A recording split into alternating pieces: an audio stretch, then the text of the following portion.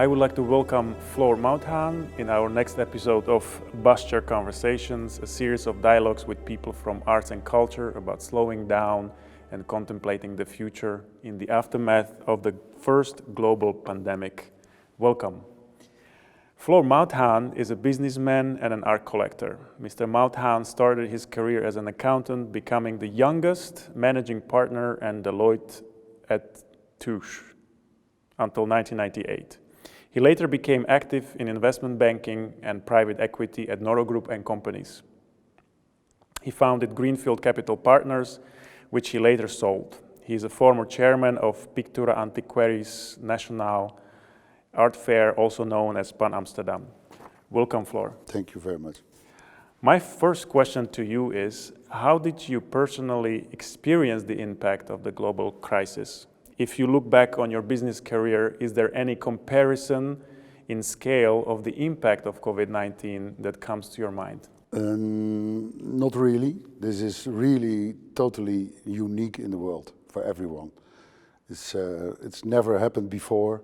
It's like a war, but this is totally unexpected and hard to control. So I think it's a unique event once in your lifetime, I hope. How did you experience this whole... Well, honestly, I'm maybe lucky. I'm not in a sector that is suffering directly a lot from it, because financial markets still go on.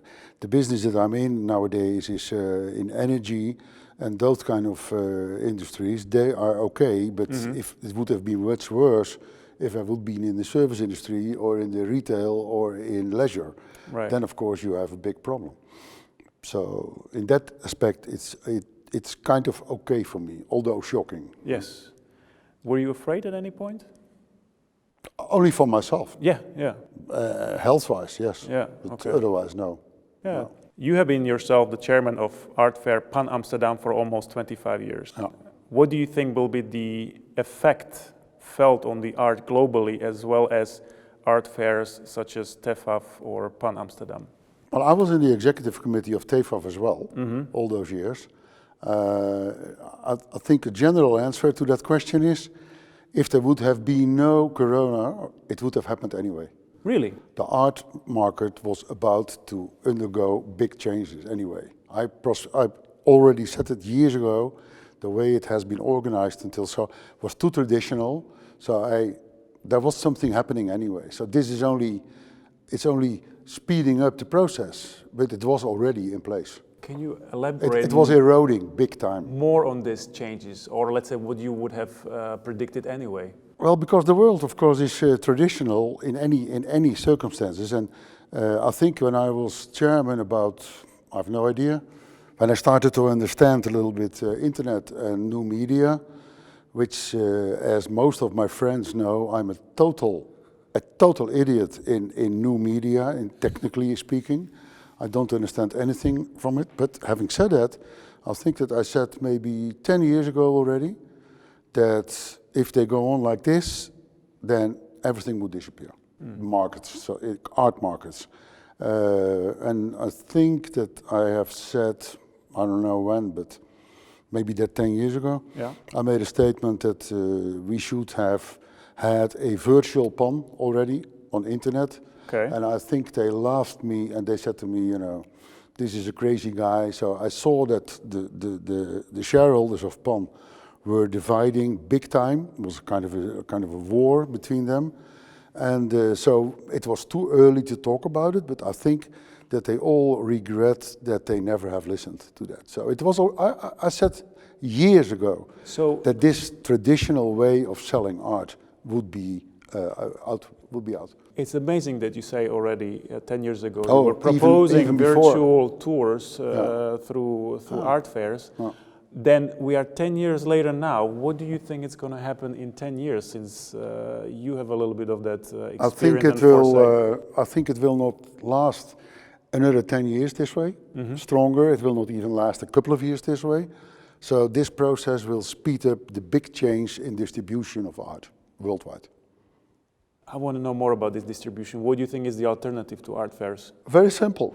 Unusual, unconventional ideas, such as more internet, and they do it now, but this is really amateuristic. What Yeah. you see is like simple internet auctions, like more of kind of rubbish, not very interesting, no Right. quality whatsoever. My prediction is, for example, I think that, for example, museums are also very standard. I think they're also old-fashioned. They're now down because of Corona, but I think they go down anyway, because it's all, there's nothing happening new in museums as well. They try to, Yeah. but they don't. So my best guess is that you might see, for example, that galleries will merge with museums. And you will see in museums big galleries. You will see that museums will start to sell their own art in the galleries to the public. Interesting. If you have a museum that has 1 million visitors, why wouldn't you start a gallery in a museum and sell to the 1 million visitors a part of the art? No one has thought about When that. are you going to enter into the bid for the Minister of Culture? I am working on some initiatives in the museum world already Okay. now as we speak. Very good. But people don't know yet. It will come. I have to be a little older. I would like to challenge you with coming up with a prediction for the next decade. How do you think is the next decade going to differ from the last one? And I don't mean You mean in art or I everything? don't mean particularly art, because this is an interesting thing to ponder upon, Well, how our lifestyles will change. First of all, you have to. I have to give you a little lesson, maybe in Please do. in philosophic things. Not First only of all, the society is changing from people that are nice to each other and allow each other success towards a very hostile society. People are all on themselves. You can see it around you. They fight for their life. They kill their own partners. There's a total change in attitude between people. They go for themselves first place, and then they go then they think about society. That development, as you can see now today as well, also with this racism, all that, I think that's very bad. And since we have more or less weak governments, all tolerant, too tolerant, I think this development has to stop. And if it doesn't stop, we will have a pretty poor, contactless society. People don't talk to each other more, they only are doing virtual things, and that's my biggest worry. Not for myself, because my generation, I will be gone by that time. But you're asking about 20 years later. So I think it's a major change has to happen. So what do you think in terms of this, I don't want to call it doomsday scenario, but let's say it's a threat which we would like to avoid. What do you think has to change in order to avoid it? How do we need to adapt? Maybe change the whole system of education and universities, and put more attention on social behavior and those kind of things. Not only technical, just let people be more aware of that there is more in life than results in technical, mathematics, and all those kind of things. I'm glad you mentioned education. It's good. Right, it's number one. I start with a quote. To see something as art requires something the eye cannot describe. An atmosphere of artistic theory and knowledge of the history of art and art world. This is the definition made up by Arthur Danto, American art critic, and became known as an institutional theory of art. What is, according to you, Floor, art? Okay. I've given many speeches in Holland together with Pierre Janssen. He was one of the famous art critics in Holland. And we were invited all the time together to give speeches about art. He was the expert and I was the kind of idiot that was standing next to him. And but so was Socrates. And in the public, they always asked that same question. And of course, like a guy like Pierre was always explaining a movement of someone, whether it was Impressionism or Fauvism or Cubism or Zero art or whatever it was. But I think all that is interesting to know, but more interesting to know is if you see a piece of art and you see the guy that did it, why did he do it? What is his feeling? And you should be able to adopt that feeling to see whether it's art or not. I don't care about images and all those kind of things. It's more about you see something and it looks okay. It should not be decorative art, of course, because that's no art. But it should also not be too revolutionary, but that's also not art. I mean, in my mind, that's a kind of experimenting thought. That's a little different. So for me, art is the basic. Part of that quote is okay. Okay. The second part, I really don't accept at all. And so if we go away from theory, can you give an example of what you think is one of the greatest artworks in the history? Oh, God. Okay, in the history, maybe not. To you, what? No, you can easily ask history, of course. I think all the work that has been made by the Greeks and all the Romans and Etruscan art is fantastic, because that was at that time, 2,000 years ago. It's amazing that those people were able to do that. That's fantastic.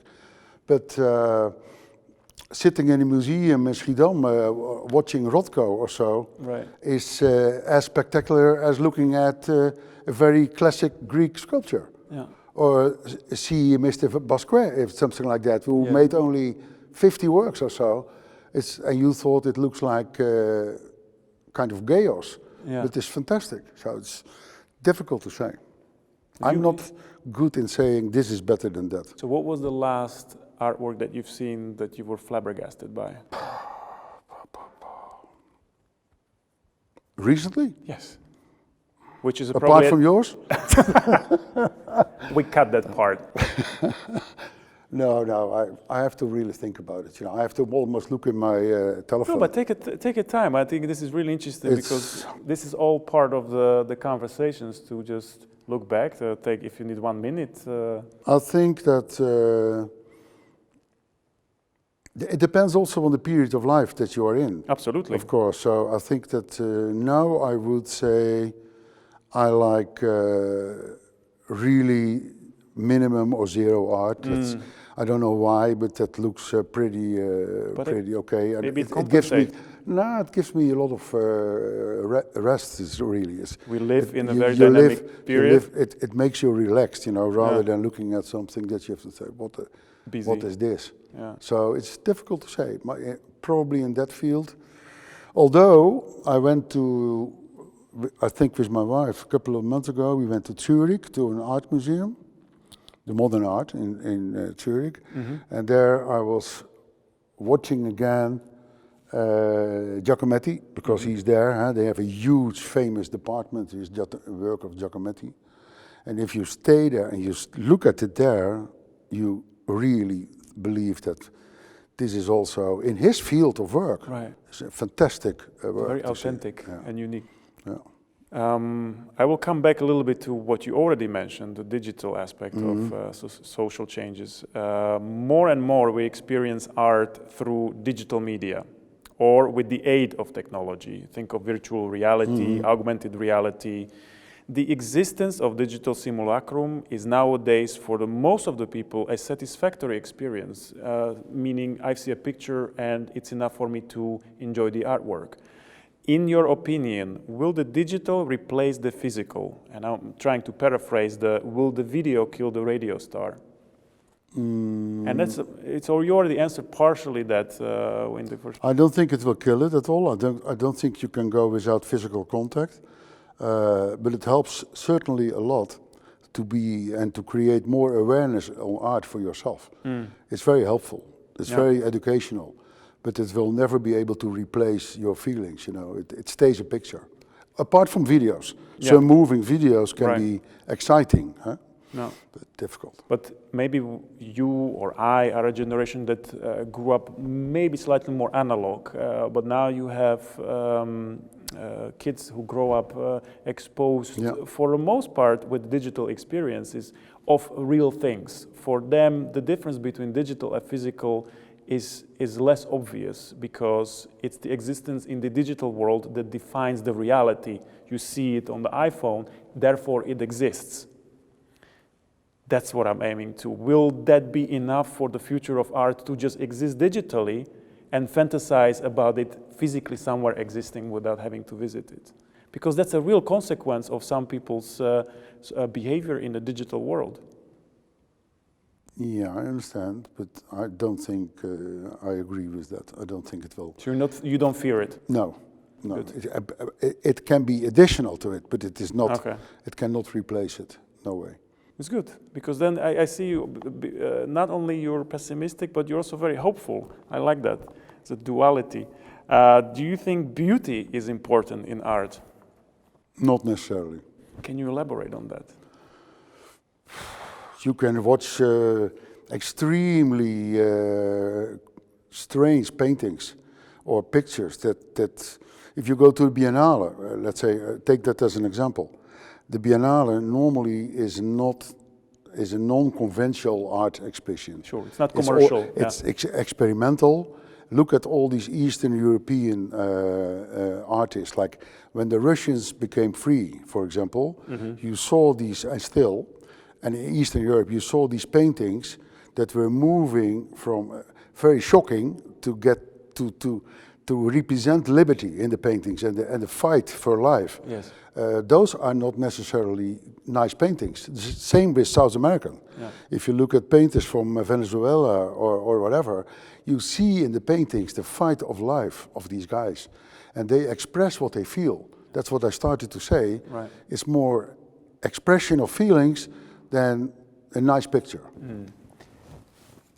Well, what comes to my mind is a counterexample. You mentioned Romans and Greeks. Yeah. They came up with the form of art which they call tragedy, which in some sense is this beauty packaged as a cathartic experience. So you go through pain and you emerge with tears a new person. Isn't that part of beauty in a sense?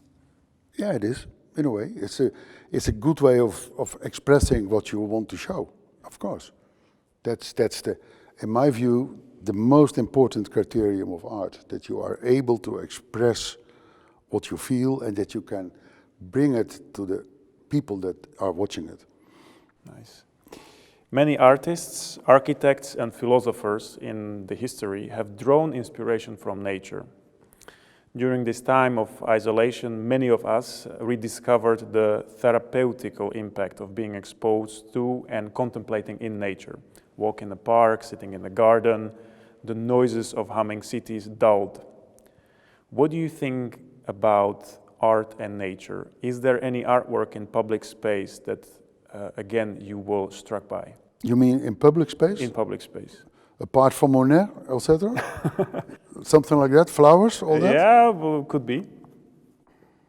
All the paintings that are made in the 1700s from people that were able to do still lives of everything. Yeah. Those are also nature. It's fantastic to see. Yes. Probably the best. But having said that, you know, if you go to Gauguin and others and they do nature in Tahiti, that looks also impressive. So it's difficult to give an example of that. Okay.